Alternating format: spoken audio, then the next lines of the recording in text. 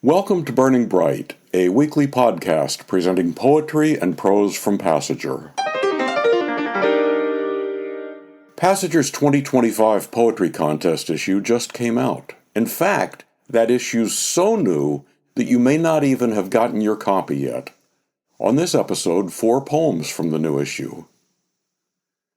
Philip Stearns said that he's very much aware of all the good poets out there, and that so many of them are younger. He said, "Maybe I wrote this poem to tell myself as well as my fellow late bloomers that we offer valuable perspectives." He said that he began writing poetry seriously only after he retired. Here's Philip's poem, Emerging Poet, which he dedicates, quote, to late bloomers like me. Have you felt like me, like a groundhog half out of burrow, eyeing the glare, fearful of cold air and sparse greenery? Or have you felt like me, like a shaggy caterpillar, once inching on tree branch, now anxious and chrysalis, eager to open silk-veined wings? Well, fellow groundhog, I say, emerge. Gift us with your gray-tipped bristle, your philosopher's excavating claws, your ripe knowledge of darkness. And fellow chrysalis, surprise us with your unpredictable flight path, your wings trembling over embodied fragrances. Share their bold eloquence in orange and black and gold. Philip Stearns' poem, Emerging Poet. Buffy Shutt said that this next poem, quote, investigates the weight that silence and words play in a relationship, the inadequacy and the strength of both. She said, "My inspiration comes from our boxwood shrubs. With proper care, boxwood can live up to 80 years. Here's Buffy's poem, Every 14 Days a Language Dies. Most nights we sit on the porch. Before he goes in to stretch out, to read, to be alone, he cups his hands around mine, as though my hands are not strong enough or big enough to hold anything, as though my hands are nothing on their own. Most nights we sit on the porch. Before he goes in, I talk a little.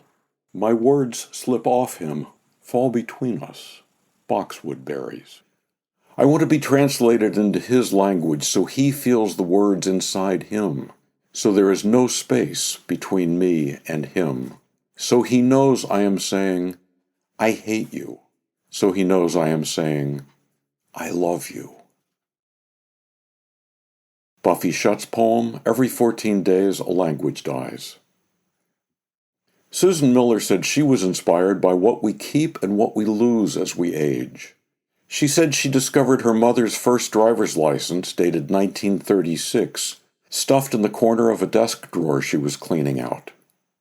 Here's her poem, You Never Know Who or What Will Travel With You to the End.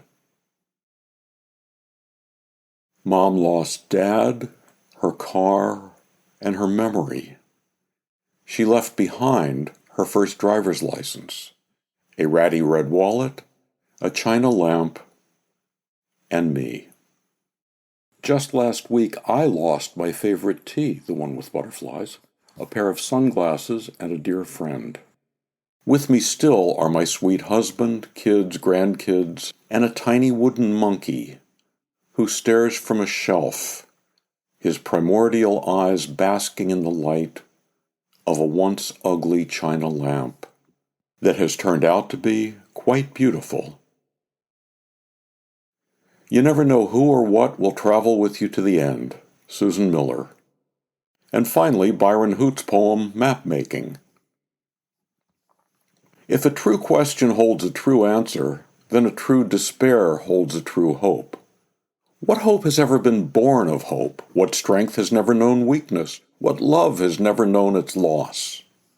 These are the thoughts of an old man considering the dog-legged map of his life, the landmarks of place and heart, decisions the soul made not spoken of, consequences that aged like wine, some that turned sour. I have known nothing without the interplay, the intertwining of opposites whispering, shouting, here, now, always now. The complexities of yes, the complexities of no, the beauty found unexpectedly, love unforced that flowed. I keep revising the map, changing the place that says, I am here. Byron Hoot's poem Map-Making. Byron said, I'm retired, live alone in the wilds of Pennsylvania. I was contemplating one day how I ended up where I am, and this poem appeared. There were certain key moments in my life that in retrospect said, this way. So here I am, where I never planned to be, as though some logic or synchronicity brought me here. We've been listening to pieces from the brand new hot off the presses 2025 Passenger Poetry Contest issue. Sometime soon we'll feature the work of 2025 Passenger poet Angie Minkin, whose work is featured in this issue. It's not too late to order your own copy of this issue, renew a lapsed subscription, donate to, or learn more about Passenger and its commitment to older writers. You can do all that at www.passengerbooks.com.